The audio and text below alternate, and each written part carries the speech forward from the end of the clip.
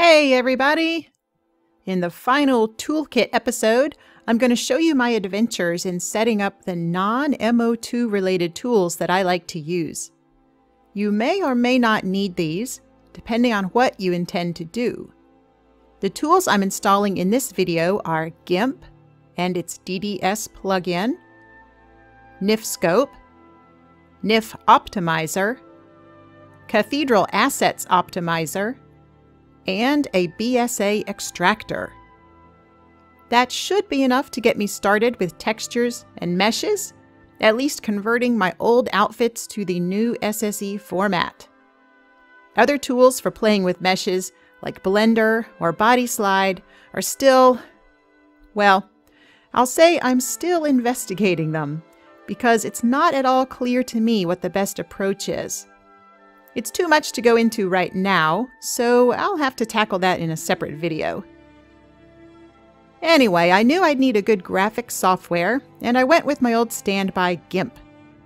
I hear good things about Paint.net, and it may actually have advantages over GIMP, like the ability to save in SSE's new compression format. But for now, I'm still using GIMP, because that's what I'm familiar with. Over on its download page, I click on the Downloads tab to check my options. I don't use BitTorrent, so I select Download GIMP directly, and then wait for a few minutes for the download to complete. Once it's done, I go to my Downloads folder, which I use Firefox, so it's easy to just click the little blue arrow up in the corner, and then select the folder icon. Then I double-click on the GIMP setup.exe file. The installation starts up. I click OK for English, and I choose Customize so I can double-check all the options before I hit Install. At the license agreement, I scroll down and then hit Next. On the Select Components page, I do want the full installation, so I just quick check that all the boxes are ticked, and then I hit Next. I do want a desktop shortcut, so I tick that box and then hit Next again.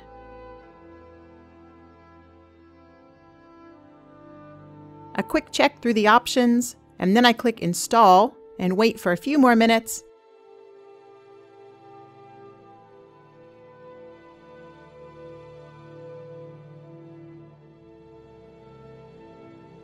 And then click Finish when it's done. I move my desktop shortcut to where I want it, and then I double-click on it to make sure that GIMP opens properly. It does, thankfully. And then I want to make sure that it can open a file correctly, so I just navigate to something random and open it.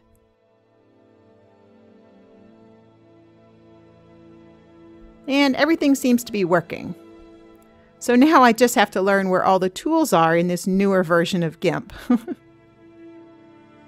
Alright, so now I've got GIMP, but it isn't going to do me much good for Skyrim modding unless I can use it for DDS files, because all of Skyrim's textures are saved as .dds. After a quick Google, I learned that the old DDS plugin for GIMP still works, so that's what I need to install. I relied on this nice article at Tech Junkie, I'll put the link below, which not only told me what to do, but also gave me the link for the DDS plugin. I head over to the site and then click on Downloads. It took me a while to figure out which one to click on. I tried the first one on the list, but it's just the source code and not the plugin. So I needed to open this second one here, the Windows 64-bit binaries. I clicked on it, left the default option to open with 7-zip, and clicked OK. It was a quick download, and then the 7-zip window opens. First, I double-click on the README file to see if it has installation instructions, and it does. I just have to extract the files to my GIMP plugins directory, and it even tells me where to find it.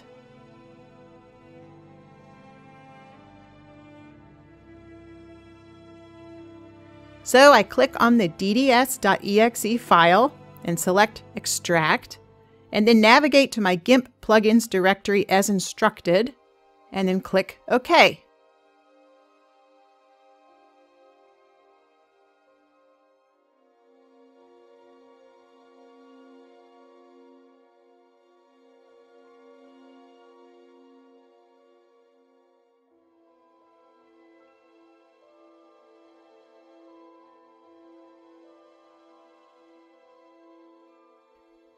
Before confirming, I pop back over to the README file to make sure I've got the right place. And I do, so I click OK and the file extracts. I get a warning, but I ignore it in this case because I don't think the file is supposed to open on its own anyway. And then I click Close. I minimize those windows and then open up GIMP to test it out.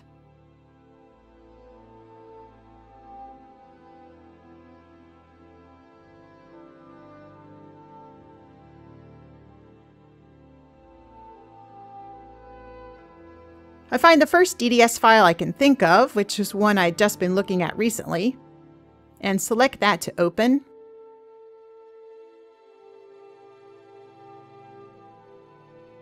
And it opens fine, yay! And then I just do one more quick test to make sure I can open a DDS file by directly double-clicking on it. So I navigate to just another file I'd been looking at recently, and I double-click on it.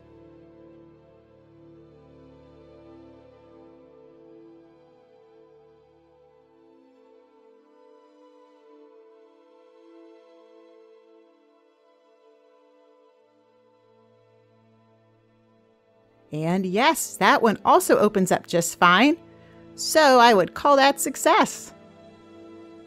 Now here I need to note that I have since discovered that I also needed another program to open SSE DDS files because they use a new compression format called BC7, and GIMP doesn't handle BC7.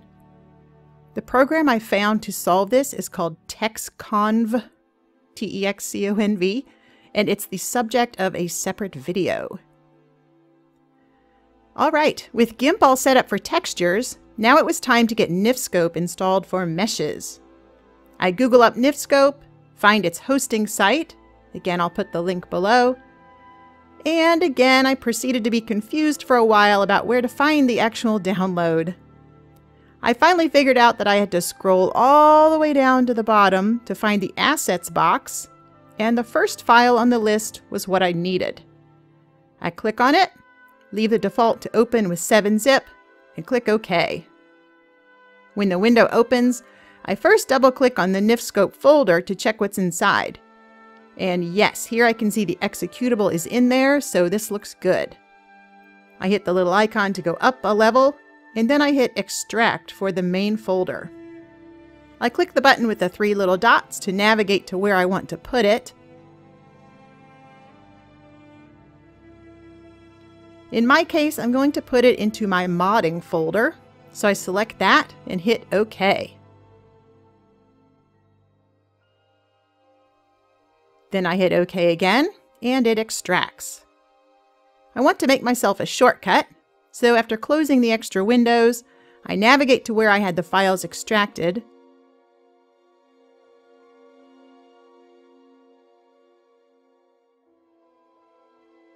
Find the NifSkope executable, right-click on it, and select Create Shortcut. Now I don't want it in here, I want it on my desktop, so I just drag and drop it there, and then I change the name. Then I can double-click to see if NifSkope will open, and it does! Yay!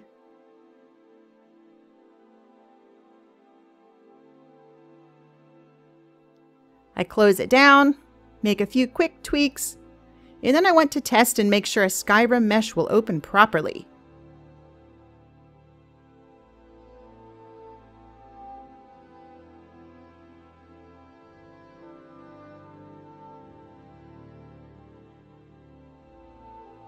So I just navigate to a NIF file, double-click to open it, and now, of course, I have to tell Windows what program to use to open it, because Windows isn't smart enough to guess properly for these files. So I have to actually navigate to my nifscope.exe file and select that, and then click Open.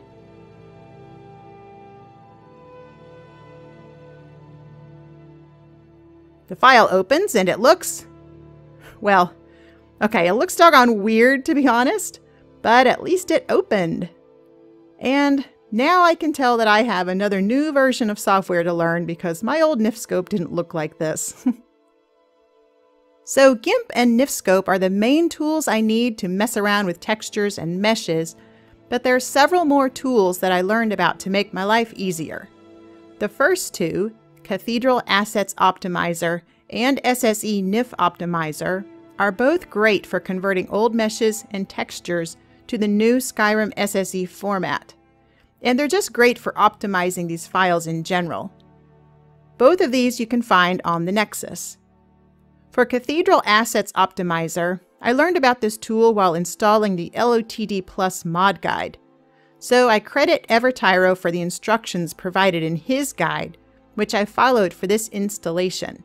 And again, I'll put the link below. From the guide page, I right-clicked on the download button and selected Open Link in New tab, and then I clicked over to that tab. Cathedral Assets Optimizer, also called CAO, is on the Nexus. So I select the Files tab and then Manual Download, read the warning, and then select Download and Slow Download because I'm not a member. I leave the default to open with 7-zip and then click OK. It's quick and the 7-zip window opens up. I navigate over to my modding folder, which is where I want to put CAO. I make a folder there, double-click to open it,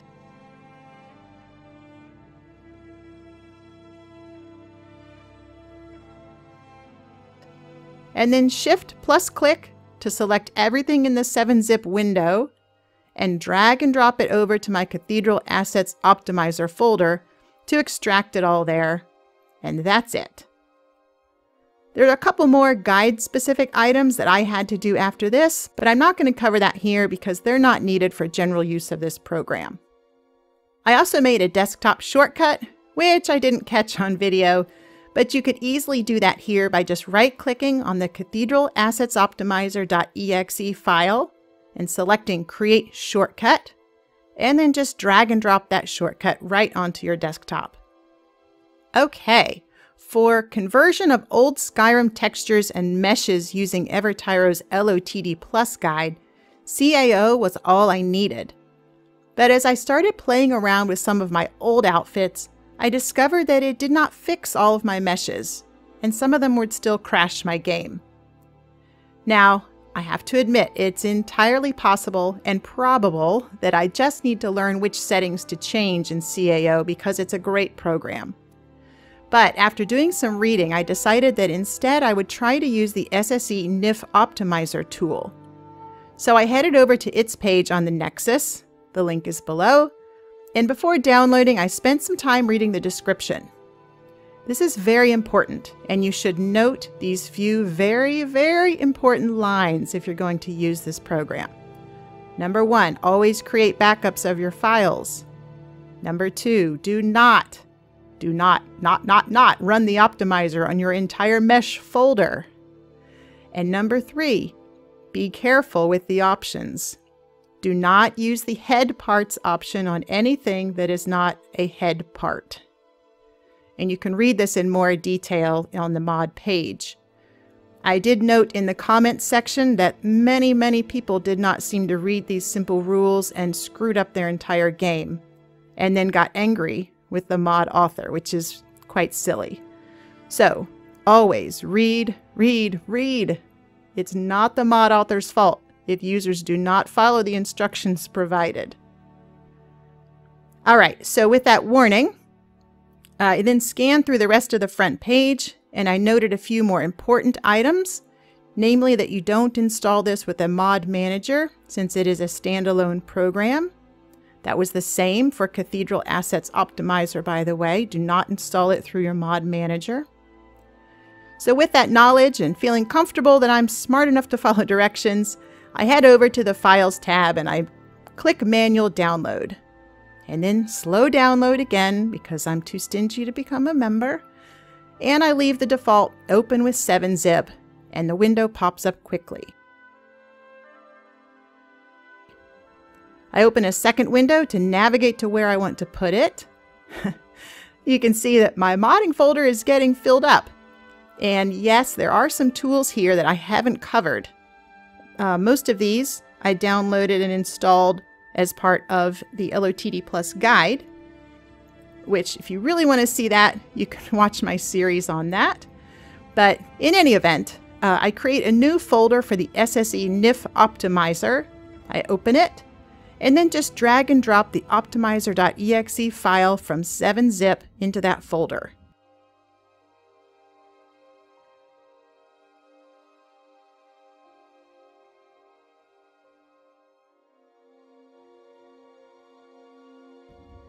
I want to go ahead and test that it opens, so I just double click on the file, and yep, it opens in a little window. I'm not going to show you how to use that right now, but at least we know it opens. The last thing I want to do is create another desktop shortcut. So I right-click on the exe file and select Create Shortcut. I then drag it to my desktop, rename it, and put it where I want.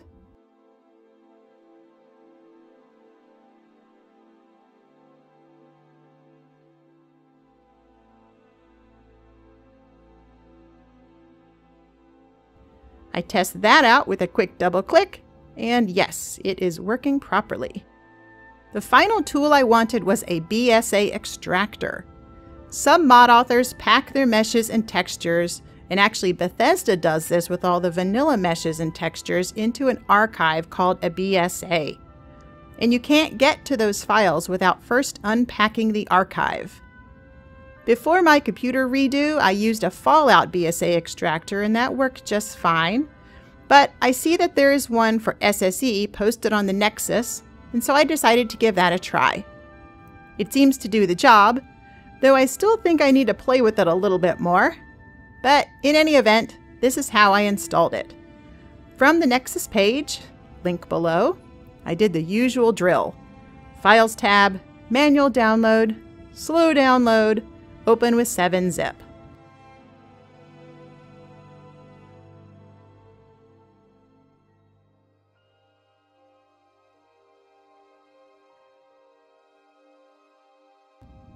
When 7-zip opens, I pull up a second window and I navigate to where I want to put it.